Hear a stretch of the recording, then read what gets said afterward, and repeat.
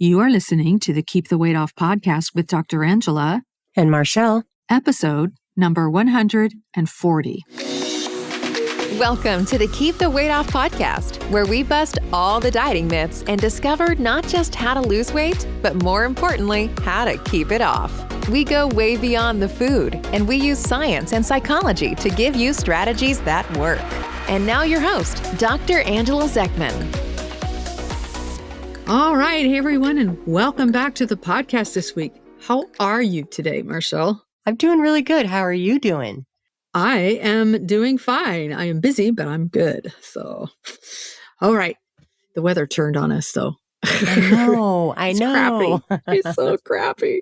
It's not crappy everywhere, but it's crappy where we are. Shoot. All right. Let's forget about the weather. Today, I wanted to talk about a psychological phenomenon that can happen when we reach our goal weight. Okay. And that can make it difficult to keep the weight off. And this psychological phenomenon that I'm talking about is called the Arrival Fallacy. Have you ever heard of it, Marshall? No, I have not. Okay. So I want to explain what the Arrival Fallacy is and what to do about it so it does not derail you on your journey. All right, let's get into it. All right. Okay, so imagine this scenario. You set a goal to lose a certain amount of weight, and you've worked hard, you've made lifestyle changes, and finally you reach your goal. You are ecstatic. You've arrived at your destination, the ideal weight you've been striving for. It's a moment of triumph, celebration, and pride. All your problems will be solved, right? Oh gosh, I mean, I have had some really bad experiences with this goal weight or the arrival. Yeah. What did you just call it? The arrival fallacy? The arrival fallacy. Yeah. Mm-hmm. I call it, the words I used to use is goal weight. And man, I think we know like what's happened to me when I've reached my goal weight. Boy. Yeah. It took me a whole year to like learn my lesson from that and come back out of it. Yeah. So our problems are not solved when we reach our goal weight, are they? No, not at all. Okay. So here is where the arrival fallacy comes into play. So what is the arrival fallacy? It is the mistaken belief that achieving a specific goal, like reaching your goal weight as an example, but any kind of goal really, that reaching this goal is going to bring everlasting happiness and fulfillment. It's the idea that everything is magically going to fall into place once you've arrived at your goal weight. So that's the arrival fallacy. So there's a Harvard-trained positive psychology expert named Tal Ben-Shahar. I hope I said his name right. He is the one who first described the arrival fallacy. And he said this can actually even affect Hollywood stars. So no one is immune. And it might be the reason that so many of our celebrities seem to struggle with mental health and substance abuse issues. And this is a direct quote from what he said. These individuals start out unhappy, but they say to themselves, it's okay, because when I make it, then I'll be happy.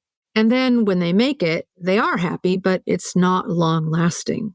So this time they're unhappy, but more than that, they're unhappy without hope, he explains. Because before they lived under an illusion, well, the false hope that once they make it, then they'll be happy. So it doesn't last. And then there's nothing to hope for after that. So we think that achievement equals happiness, but that's actually not true. Okay. So oftentimes the reality is very different, and that can be disappointing for people. Your problems are not all magically solved when you reach your goal. And sometimes there are actually new problems to deal with. So here are several ways that the arrival fallacy can affect us. First, we have unrealistic expectations. When you believe that reaching your goal weight is going to solve all your problems and make your life blissfully happy, you may set yourself up for disappointment. Life doesn't suddenly become perfect once you shed those extra pounds. Other challenges and issues are still going to exist. So remember, we've talked on this podcast before that regardless of what your circumstances are, life is always going to be 50% positive emotion and 50% negative emotions. It's the yin and the yang of life. You cannot know happiness without knowing sadness, and you cannot know peace without also knowing anxiety. So it doesn't matter what you weigh, you're always going to have this 50-50 of life. And so you're always going to be experiencing some sort of negative emotion. Isn't that nice to know? Yeah, it is, actually. Okay, good. Well, this way, when you're thin and you experience a negative emotion, it's not going to freak you out and you're not going to think something's wrong. Nothing's wrong. Negative emotion is actually normal. Yeah, so this, this is kind of hard for me because I would rather be unhappy and thin. Like I would rather be like, where I feel like I don't know, arrived, how we're saying it, or, hit my goal. But it's true. That's exactly what happened to me is once I got there, I was happy for a minute. And then, I don't know, then my mind just started, messing with me and all these things started coming into play.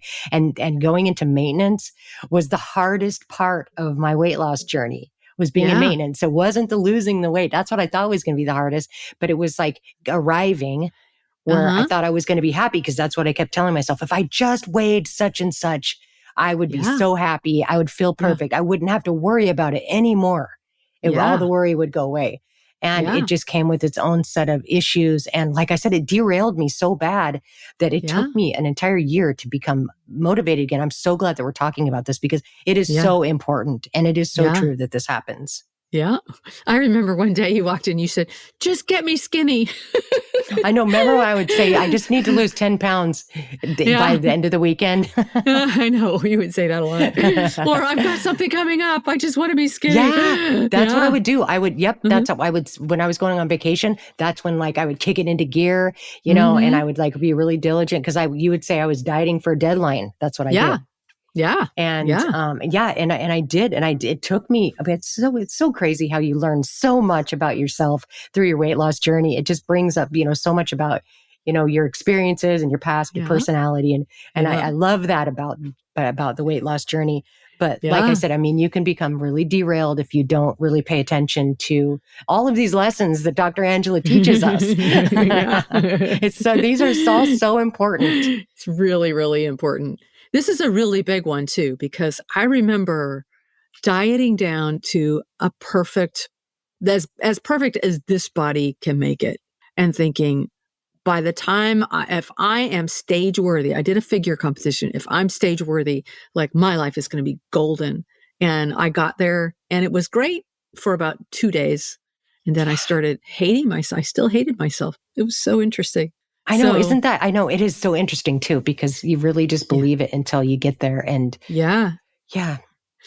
So those of you who are in your weight loss journey right now, please do not think that achieving this goal is going to bring everlasting joy and happiness.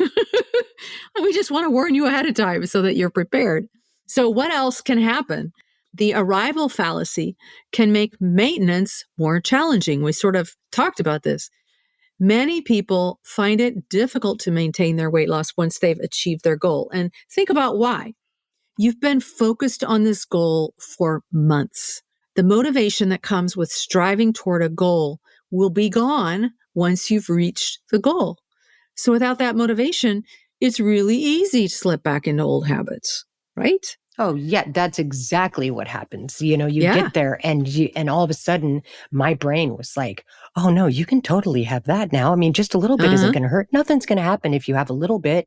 You can be happy and you can eat what you want now. And all of these things just started going through my mind, and I just didn't know where they were coming from. And and like I said, I was doing that dieting for, a deadline, and then I would go on vacation and I would just become totally derailed. Yep. And so this is all so true. Yep. Yeah. So I'll talk in just a minute I'm going to give you some tips for what to do about the arrival fallacy. But for now, just recognize that this actually can and probably will happen to you once you reach your goal. Okay. Here's a third way that the arrival fallacy can affect us. So many people on this journey tie their entire identity to their weight loss journey. We've seen people like this. So when they reach their goal, they no longer have that identity of being someone who's trying to lose weight, right? So now what? They might struggle with a sense of purpose. Like, what now? It can be really challenging. There's this sort of psychological letdown. And again, after my figure competition, I'd been dieting for months and exercising like a maniac. And then after that, I was like, what do I do now? You can bet I went right back to the food and I gained a lot of that weight back really, really quickly. Yep. I've been there too. Same thing happened to me. Yep. Okay. So we talked about the arrival fallacy and what's going on in our head. What do we do to avoid falling victim to this psychological thing that happens to us? I think just being aware that it exists and knowing it will happen can help a lot. But here are some really specific strategies for you. The first one is to set some goals, set some new goals. So Dr. Ben Shahir, remember, he's the guy that coined the phrase. He says, we need to have goals and we need to think about the future because we are a future-oriented species.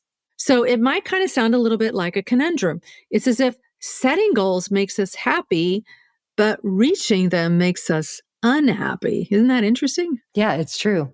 It is. So it's important to have several levels of goals you're working on at any one time. So don't get so focused on one goal like weight loss. Consider setting new goals that keep you engaged and motivated. So for example, maybe set a goal to walk a 5-miler or maybe even a half marathon. Or maybe you could set a goal to do a challenging yoga pose or try a new recipe every week for 12 weeks. These are the kinds of goals that will keep you moving forward in your journey and keep you motivated to stay healthy. Okay? That makes sense? This is exactly what happened. Yeah, that's what I had to do to become more successful at my weight loss journey. Set new goals. Next is to try to stay focused on the process. So remember, it's not just about the destination, it's about the journey. And we hear this all the time. And sometimes we're like, geez, Louise, enough already about enjoying the journey, blah, blah, blah, blah, right? But if you can take that to heart, it really works. So enjoy the positive changes in your life that you are experiencing along the way. One woman was telling me last week how much she appreciated having to tighten up her purse strap. So she had one of those crossbody purses. You know what I'm talking about? Yeah. And, yes, I do. And it was getting too big. Think about that. Like it was too big. And she had been on the last notch of the purse strap, and she had to cinch it up to the first notch. And she said, like, this is a really small change, but it's huge to me. And all of those things really do matter to us. Yeah, it's something that was really, really important to me. I mean, two things. One, being able to tie my shoe, bending over and tying my shoe without, I still wear slip-ons just because it's like, that's a hard habit to break. But I just started wearing slip-ons so that I didn't have to tie my shoes. And I have to remind myself I don't need to do that anymore. Yeah. But another thing for me is putting on my seatbelt in my car. Because my seatbelt used to, like, I remember what I used to look like when I put my seatbelt on. And it was like, it was very restraining and, and it was tight. And then whenever I get into my car and I put my seatbelt on and I look down, it's just means so much to me to not feel like, like I'm tied down in my car because the seatbelt is so tight. Yeah. And so that just reminds me of like how far I've come every day when I get into my car and I look up my seatbelt. And so it's kind of neat. Yeah. So for you listeners, think about the ways that you can enjoy the journey and recognize all the massive changes that are happening along the way. These things really do matter. Now, here's another way you can avoid falling victim to the arrival fallacy. Build yourself a support system. Surround yourself with friends or family or a community that supports your well-being. Having a network of people who understand your journey is absolutely invaluable, and the research shows that people who are in a supportive community do better at achieving their goals and maintaining their weight loss. And remember, we have curated a network of amazing people in the Empowered Weight Loss membership, and you are always welcome to join us if you're not already a member. So true. This is so true, because you can not do any of this alone. Like you need people to be successful in your weight loss journey. It's just a fact. Yeah. And the work that we do is just so deep that it's really, really nice to be able to do this with a group of people. It's great. Yeah. I couldn't imagine if I didn't have like such a strong support system, because when I tried to do it, on my own, I never could be successful. And I just felt alone and I felt miserable. And even like when I have, issues or things come up or I fall off or, get off track, just having the support system that I could come and talk to, you and, coworkers and friends and, and members of the Empowered Weight Loss that have become my friends. That, people to talk to and to get ideas. Sugar and Flower Busters is great too. All those resources are fantastic. So it is really true you really do need a strong support system. You do. Yeah. All right. The last thing I want to mention is to always be practicing self-compassion.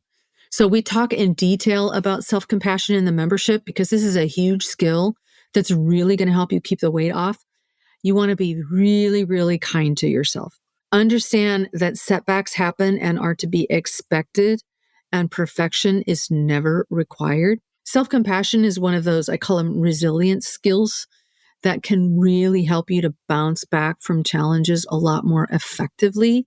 And you learn to become a really compassionate coach to yourself and like your own best friend. It's so important. It's true. Yeah. Yeah.